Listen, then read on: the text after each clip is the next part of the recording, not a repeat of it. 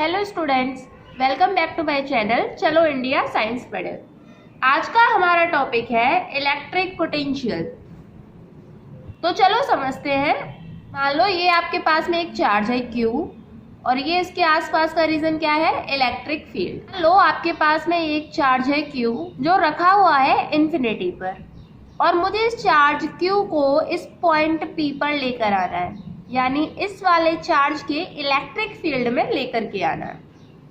तो देखो मैं इस चार्ज को धीरे धीरे लेकर के आ रही हूँ। अब जैसे ही ये चार्ज यहाँ पहुँचेगा Q तो इस चार्ज के इलेक्ट्रिक फील्ड में आ गया। अब ये फोर्स एक्सपीरियंस करेगा, ये भी पॉजिटिव ये भी पॉजिटिव, तो इलेक्ट्रिक फोर्स कैसे, ऐसे, यानी ये वाला चार्ज इसको रिपेल करेगा। लेकिन हमें तो इस चार्ज को पॉइंट P पर लेकर के आना है, लेकिन ये वाला चार्ज रिपल्शन फील कर रहा है। तो पॉइंट P पर लाने के लिए मुझे यहाँ पर एक्सटर्नल फोर्स लगानी पड़ेगी। एक्सटर्नल फोर्स इस डायरेक्शन में होगी और ये कौन सी फोर्स है, इलेक्ट्रिक फोर्स। और फाइनली मैं इस चार्ज को पॉइंट P तक लेके आ जाऊंगी। तो यहाँ पर क्या हुआ है, इस चार्ज को पॉइंट P तक लाने के लिए मुझे एक्सटर्नल फोर्स लगानी पड़ी है। अगर मैंने फोर्स लगाई है तो कुछ ना कुछ वर्क डन भी हुआ होगा। तो पोटेंशियल को हम लोग डिफाइन करते हैं, इन्फिनिटी से किसी पॉइंट तक अगर हम पॉजिटिव चार्ज को लाएं उसमें कितना वर्क डन होगा अगेंस्ट द इलेक्ट्रिकल फोर्सेस, इसको हम लोग बोलते हैं इलेक्ट्रिक पोटेंशियल। यानी आप इलेक्ट्रिक पोटेंशियल की डेफिनेशन दे सकते हो electric potential is defined as work done in bringing a positive charge from infinity to a given point against electrical forces. किसी पॉइंट तक लाने में किया गया वर्क डन, इसको बोलते हैं इलेक्ट्रिक पोटेंशियल। किसी पॉजिटिव चार्ज को किसी पॉइंट तक लाने में कितना वर्क डन हुआ है, इसको हम लोग बोलते हैं इलेक्ट्रिक पोटेंशियल। और इलेक्ट्रिक पोटेंशियल को हम लोग डिनोट करते हैं V से। इसका फॉर्मूला हो गया work done per unit charge. Unit क्या हो जाएगी, वर्क डन की यूनिट जूल, चार्ज की यूनिट कूलाम। तो पोटेंशियल की यूनिट होती है जूल पर कूलाम और इसका एक और नाम होता है वोल्ट। यानी पोटेंशियल की यूनिट आप लोग वोल्ट बोल दो चाहे जूल पर कूलाम बोल दो, दोनों ही सही है। अच्छा, अगर अब हम लोग पोटेंशियल की डायमेंशन निकालें तो कैसे निकालेंगे, वर्क डन की डायमेंशन कैसे निकालोगे, फोर्स इनटू डिस्प्लेसमेंट, ये फॉर्मूला होता है वर्क डन का। नीचे है चार्ज, फोर्स की डायमेंशन कितनी, mlt-2, mass into acceleration, displacement L, charge A into T, A क्या है, एम्पियर। तो डायमेंशन हो जाएगी इसकी ml2 t-3 a-1। ये डायमेंशन भी आप लोगों से पूछी जाती है।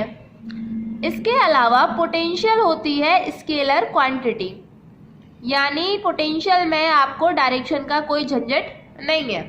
नेक्स्ट हम लोग देखते हैं relation between electric field and potential. देखो इलेक्ट्रिक फील्ड होता है -V/R, V potential, E electric field और R है यहाँ पर डिस्टेंस। आप इसी फॉर्मूले को अगर डिफरेंशिएशन फॉर्म में लिखना चाहो तो आप लिख सकते हो E = -dV/dr। यहाँ से हम लोग इलेक्ट्रिक फील्ड को डिफाइन कर सकते हैं एज अ पोटेंशियल ग्रेडियंट। यानी इलेक्ट्रिक फील्ड को आप लोग डिफाइन कर सकते हो negative of potential gradient. Potential gradient का क्या मतलब है, अगर हम किसी भी चीज को लेंथ से डिवाइड कर देते हैं तो वो हो जाती है ग्रेडियंट। यहाँ पर पोटेंशियल को लेंथ से डिवाइड किया है तो इस dV/dr या V/R, इसको हम लोग क्या बोल सकते हैं, पोटेंशियल ग्रेडियंट। अच्छा, R का मतलब है डिस्टेंस, तो इसे L लिख दो तो भी कोई दिक्कत नहीं है, डिस्टेंस तो मतलब लेंथ ही हो गया ना। तो इलेक्ट्रिक फील्ड है नेगेटिव ऑफ पोटेंशियल ग्रेडियंट, ये पूरा पोटेंशियल ग्रेडियंट और ये नेगेटिव ऑफ पोटेंशियल ग्रेडियंट हो गया इलेक्ट्रिक फील्ड।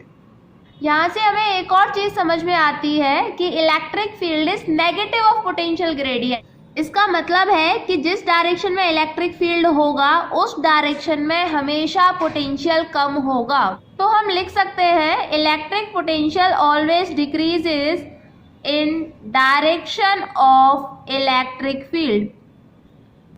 जैसे मान लो आपको ये इलेक्ट्रिक फील्ड दे दिया और आपसे पूछा है ए पर पोटेंशियल ज़्यादा होगा, बी पर पोटेंशियल ज़्यादा होगा या सी पर पोटेंशियल ज़्यादा होगा। तो देखो इलेक्ट्रिक फील्ड की डायरेक्शन ऐसे है, इलेक्ट्रिक फील्ड की डायरेक्शन में पोटेंशियल हमेशा कम होगा, तो सी पर सबसे कम और मैक्सिमम किस पर, ए पर। तो आप लिख सकते हो potential at A, V A मतलब potential at A is greater than potential at B and it is greater than potential at C. Electric potential समझ में आ रहा है। अब हम समझते हैं पोटेंशियल डिफरेंस।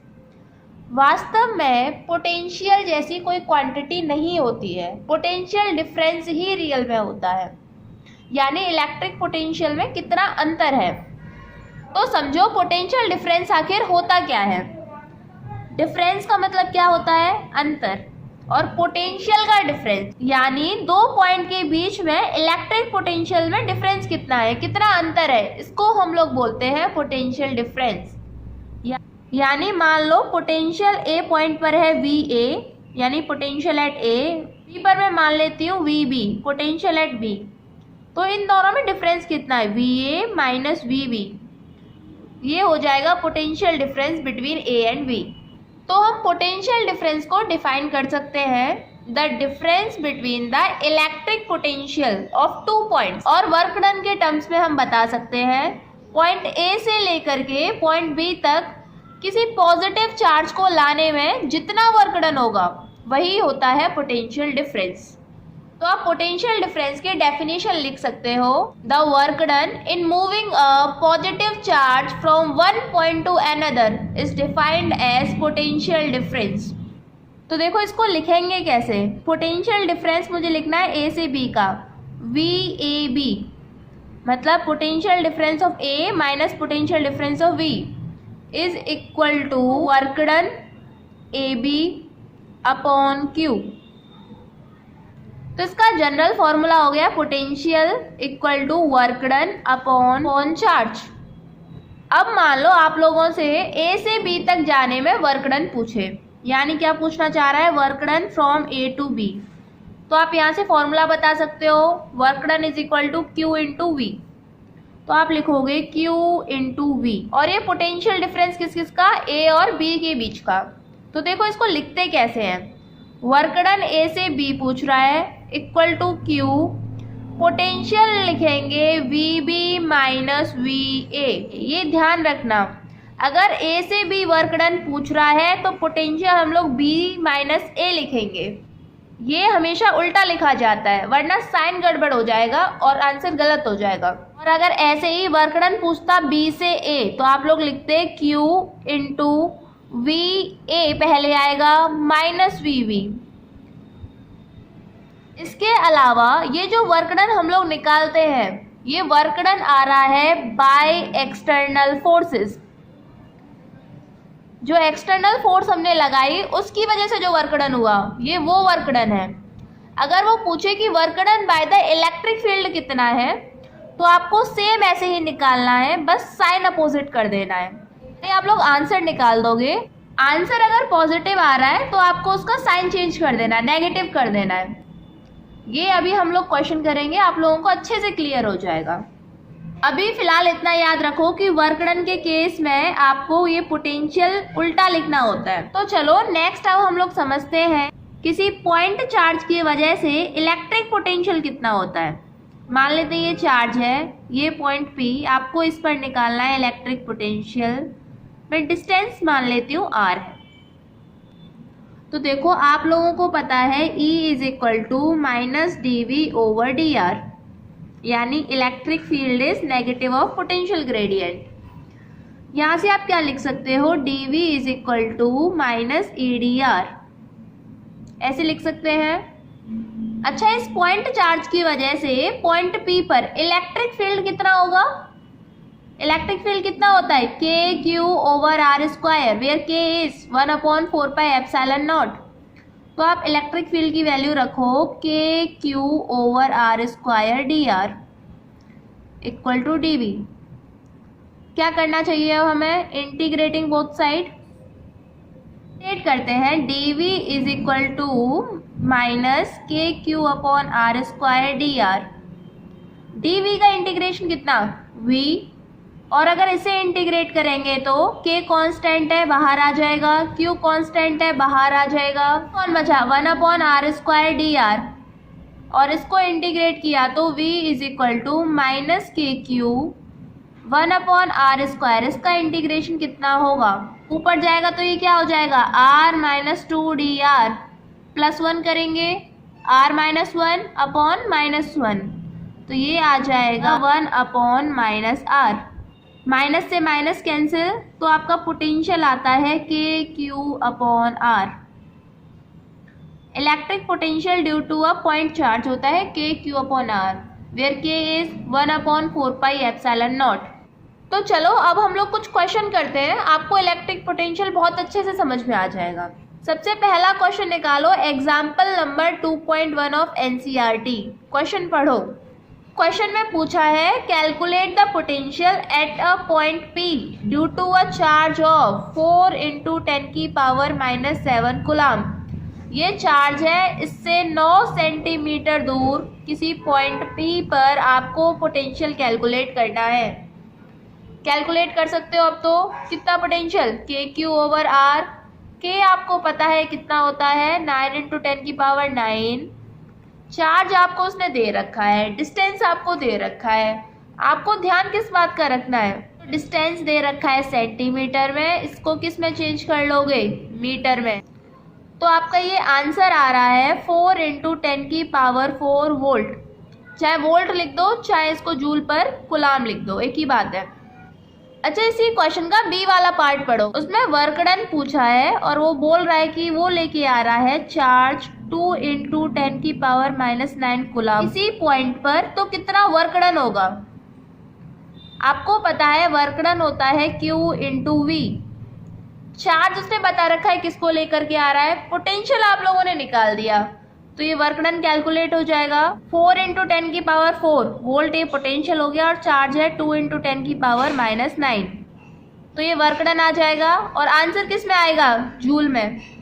अच्छा, इसी बी वाले क्वेश्चन में एक और चीज उसने पूछी है कि does the answer depend on the path along which the charge is brought. इसका क्या मतलब है ये समझो। मान लो आपके पास में एक पॉइंट ए है, एक पॉइंट बी है। आपको किसी चार्ज Q को A से B तक लेके जाना है और आप लोग 3 दोस्त हो, तो मान लो एक दोस्त उसको ऐसे लेके गया, इसका नाम रख लेते हैं रमेश, उसको ऐसे लेके गया। अब मान लो दूसरा दोस्त चार्ज को ऐसे झूम झूम के लेके गया B तक, और तीसरा दोस्त कुछ और ही नए रास्ते से लेके गया इस तरीके से। यानी रमेश उसको ऐसे लेके जाता है, सुरेश ऐसे लेकर के जा रहा है और नरेश ऐसे लेके जा रहा है। अब इन तीनों का चार्ज को ले जाने का रास्ता अलग अलग है। हम एक काम करते हैं, तीनों केस में वर्क डन निकालते हैं। वर्क डन बाय रमेश कितना है ये देखते हैं। वर्क डन होगा इस केस में Q × V।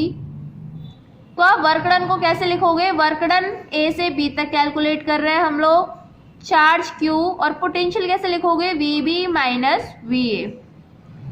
Work done by Suresh, work done A से B तक चार्ज को ले जाने में equal to Q × VB minus VA। और अगर हम वर्क डन बाय नरेश निकालें तो ये भी A से B तक लेके गया है चार्ज, पोटेंशियल, और पोटेंशियल उल्टा लिखते हैं, potential B minus potential A। तो आप एक चीज notice, work done bye Ramesh, work done by Suresh और वर्क डन बाय नरेश, तीनों का वर्क डन सेम ही है।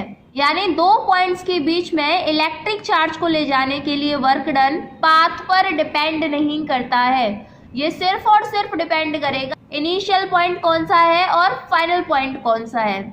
तो हम लोग बोल सकते हैं वर्क डन, और वर्क डन है तो इसी वजह से पोटेंशियल डिफरेंस भी, work done as well as potential difference both are path independent, they only and only depends on the position of initial and final points. आप लोगों से बी वाले पार्ट में यही पूछा था कि क्या पाथ पर डिपेंड करेगा वर्क डन, तो हम बोलेंगे no, work done is path independent. इसीलिए इलेक्ट्रिक फील्ड को कंजर्वेटिव फील्ड भी बोला जाता है। इसका मतलब यही है कि work done between two points in electric field is independent of path. अब नेक्स्ट क्वेश्चन निकालो। एग्जाम्पल नंबर 2.2 क्वेश्चन दे रखा है, दो चार्जेस दे रखे हैं 3 × 10⁻⁸ कूलम एंड -2 × 10⁻⁸ कूलम। दोनों के बीच का डिस्टेंस दे रखा है 15 सेंटीमीटर और उसने पूछा है कि कोई ऐसा पॉइंट बताओ जहां पर इलेक्ट्रिक पोटेंशियल 0 हो। पहले तो ये सोचो कि कहां पर इलेक्ट्रिक पोटेंशियल 0 हो सकता है। अच्छा, इस वाले चार्ज की वजह से इलेक्ट्रिक पोटेंशियल कितना, KQ/R। चार्ज क्या रखोगे 3 × 10⁻⁸। इस वाले चार्ज की वजह से पोटेंशियल कितना, KQ/R। लेकिन ध्यान रखना अब की बार हम लोग चार्ज का साइन रखेंगे क्योंकि इलेक्ट्रिक पोटेंशियल स्केलर क्वांटिटी है। जब जब क्वांटिटी स्केलर होती है तो चार्ज का साइन रखा जाएगा। तो यहाँ पर जो पोटेंशियल आएगा वो नेगेटिव में आएगा और यहाँ वाला पोटेंशियल पॉजिटिव में आएगा। तो हो सकता है बीच में किसी पॉइंट पर दोनों का पोटेंशियल बराबर हो और नेट पोटेंशियल 0 हो जाए। तो एक पॉसिबिलिटी तो है कि इनके बीच में पोटेंशियल कहीं 0 हो सकता है और दूसरी पॉसिबिलिटी है कि आगे इसी लाइन पर भी पोटेंशियल 0 हो सकता है क्योंकि इस वाले चार्ज की वजह से यहाँ पर पोटेंशियल ज़्यादा होगा क्योंकि ये वाला पॉइंट इसके पास में है। इससे दूर होगा तो इसका पोटेंशियल यहाँ पर कम होता चला जाएगा, इसका ज़्यादा, और हो सकता है एक पॉइंट पर आकर के बराबर हो जाए, इसका ज़्यादा और उसका धीरे धीरे कम होकर के इसी के बराबर हो जाए। तो इस पॉइंट पर 0 हो सकता है। अच्छा, इस तरफ 0 हो सकता है क्या पोटेंशियल? नहीं, क्योंकि सोचो इसका पोटेंशियल है पॉजिटिव और इसकी वैल्यू यहाँ पर ज़्यादा होगी क्योंकि ये वाला पॉइंट इसके पास में है। तो वैसे भी छोटा है पोटेंशियल, वैसे ही कम होना है और दूर जा करके नेगेटिव वाला पोटेंशियल और भी कम और इसका ज़्यादा, तो ओवरऑल पोटेंशियल तो पॉजिटिव आएगा ना। जबकि इस पॉइंट पर क्या हो रहा है, इसका पोटेंशियल ज़्यादा है तो इससे दूर होगा तो कम हो जाएगा पोटेंशियल और इसका उसके बराबर हो जाएगा तो 0। तो यहाँ पर पॉसिबिलिटी है पोटेंशियल 0 होने की, पर यहाँ पर कोई पॉसिबिलिटी नहीं है। हमारे पास पोटेंशियल या तो बीच में कहीं 0 हो जाएगा या यहाँ पर। मैं मान के चलती हूँ कि पोटेंशियल जो है इस वाले चार्ज से x डिस्टेंस पर 0 है। इस वाले चार्ज से डिस्टेंस कितना होगा इस पॉइंट P का, ये टोटल है 15, ये है x, तो ये वाला डिस्टेंस कितना 15 - x। मैं मान के चलती हूँ पॉइंट P पर पोटेंशियल है 0। इसका मतलब potential due to charge A plus potential due to charge B will be 0। इसको A मान लेते हैं, इसको B मान लेते हैं। पोटेंशियल कितना KQ/R, Q की वैल्यू रखो 3 × 10⁻⁸। डिस्टेंस कितना x प्लस पोटेंशियल Q का ध्यान रखना साइन रखेंगे -2 × 10⁻⁸ और डिस्टेंस कितना 15 - x इक्वल टू 0। दोनों में क्या कॉमन है, K कॉमन है, बाहर निकाल दो, इंटू 10⁻⁸, ये भी कॉमन है। अंदर क्या बचेगा 3/x plus -2/15 - x equal to 0। ये मल्टीप्लाई में तो यहाँ आकर के डिवाइड में 0/k × 10⁻⁸, तो आएगा तो 0 ही, बचा क्या 3/x plus -2 x equal to 0। इसको आप कैसे लिख सकते हो 3/x plus minus -2 x equal to 0 और ये हो जाएगा 3/x इक्वल टू 2/15 x। जरा करो क्रॉस मल्टीप्लाई, तो ये कितना आएगा 15 3 = 45 - 3x equal to 2x, 5x equal to 45 यानी 9 सेंटीमीटर। इसका मतलब है कि 3 × 10⁻⁸ कूलम से, इससे हम लोगों ने डिस्टेंस x लिया है ना, तो इस वाले चार्ज से 9 सेंटीमीटर की दूरी पर पोटेंशियल होगा 0। और इससे बताएं तो 9 इससे टोटल 15, तो इससे कितना हो गया 6 सेंटीमीटर की दूरी पर। अच्छा, ऐसे ही अगर आप इस वाले पॉइंट पर 0 लेते तो इससे x मान लो, और इस वाले 4 से डिस्टेंस कितना मानोगे 15 प्लस x, तो आपको दूसरा आंसर भी मिल सकता है। अब इसमें कंफ्यूज मत होना, क्योंकि आपकी बुक में 9 सेंटीमीटर भी है आंसर में, 45 सेंटीमीटर भी है। तो उसने एक बार तो दोनों चार्जेस के बीच में कहीं पोटेंशियल 0 माना है, एक बार दोनों चार्जेस से बाहर इस साइड में उसने 0 माना है। कहीं पर भी 0 मानकर निकाल सकते हो, बस आंसर में लिख देना है आपको 9 centimetre from 3 × 10⁻⁻8 coulomb. That's it. Next question निकालो एग्जाम्पल नंबर 2.3, और जरा ध्यान से इस क्वेश्चन को रीड करो। आप लोगों को कुछ इस तरीके के फिगर दे रखे हैं, इसमें ये पॉजिटिव चार्ज है और ये क्या है इलेक्ट्रिक फील्ड, ये नेगेटिव चार्ज और इसकी तरफ जाता हुआ इलेक्ट्रिक फील्ड। क्वेश्चन देखो, पहले पार्ट में पूछ रहा है give the science of potential difference Vp minus VQ, इसका साइन बताना है, और VB माइनस VA, इसका भी साइन बताना है। तो पहले Vp माइनस VQ को देखो। अच्छा, पोटेंशियल P पर ज़्यादा होगा या Q पर ज़्यादा होगा? इलेक्ट्रिक फील्ड की डायरेक्शन इस तरफ, इलेक्ट्रिक फील्ड की डायरेक्शन में पोटेंशियल हमेशा कम होता है, तो Q पर कम P पर ज़्यादा, और हम ज़्यादा में से कम को माइनस कर रहे हैं, Vp माइनस VQ, तो पोटेंशियल कैसा आएगा पॉजिटिव। ऐसे ही इसको देखो, A पर ज़्यादा या B पर ज़्यादा? B पर ज़्यादा होगा ना, क्योंकि देखो इलेक्ट्रिक फील्ड ऐसे जा रहा है तो इसकी डायरेक्शन में कम होगा, यानी A पर कम B पर ज़्यादा, और हम ज़्यादा में से माइनस कर रहे हैं, तो ये भी पॉजिटिव आएगा। अच्छा, अब इसका C वाला पार्ट देखो, वर्क डन बाय फील्ड, इसका साइन पूछ रहा है। हम लोग क्या निकालते हैं, work done by external force.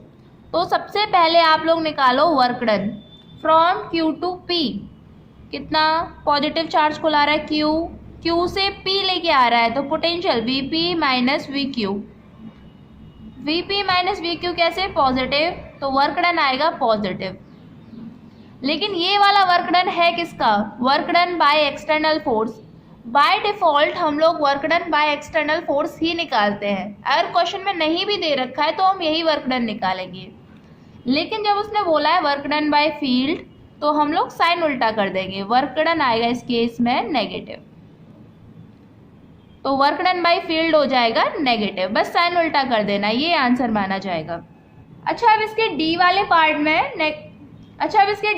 Part में work done by external agency, मतलब एक्सटर्नल वर्क डन पूछ रहा है in moving negative charge from B to A, तो पोटेंशियल लिखेंगे A टू B, और आपको पता है VB माइनस VA पॉजिटिव, और हमें निकालना VA माइनस VB, उल्टा हो गया ना, ये तो नेगेटिव, तो ये भी नेगेटिव, ये भी नेगेटिव, नेगेटिव नेगेटिव क्या पॉजिटिव आ जाएगा। अच्छा, अब ई वाले पार्ट में देखो, काइनेटिक एनर्जी पूछ रहा है बढ़ेगी या घटेगी जब चार्ज जो है B से A जा रहा है। चार्ज जा रहा है B से A और चार्ज है नेगेटिव। अब सोच के देखो, ये नेगेटिव चार्ज, ये नेगेटिव चार्ज क्या करेगा, रिपेल। अगर रिपेल करेगा तो वेलोसिटी कम या ज़्यादा, दूर भगा रहा है ना, तो वेलोसिटी हो जाएगी डिक्रीज, और काइनेटिक एनर्जी का फॉर्मूला 12 mv²। वेलोसिटी डिक्रीज तो काइनेटिक एनर्जी भी डिक्रीज हो जाएगी, तो आप लिख सकते हो काइनेटिक एनर्जी डिक्रीज हो जाएगी। तो आप लोगों को इलेक्ट्रिक पोटेंशियल समझ में आई। तो आप लोग अब होमवर्क में एक्सरसाइज के क्वेश्चन नंबर 1, क्वेश्चन नंबर 2 ये आप लोग कर सकते हो। इसके सेकंड क्वेश्चन में हो सकता है आपको थोड़ी सी दिक्कत आए, उसमें रेगुलर हेक्सागोन दे रखा है। रेगुलर का मतलब होता है उसकी सभी साइड सेम है, उसमें साइड दे रखी है 10 सेंटीमीटर, और आप लोगों से सेंटर पर पोटेंशियल निकालने को बोला है, तो ये वाला जो सेंटर तक डिस्टेंस होगा ये भी 10 सेंटीमीटर ही हो जाएगा। अब आप लोगों से ये वाला क्वेश्चन भी हो जाएगा। So thank you students, and for your notes kindly check the description box.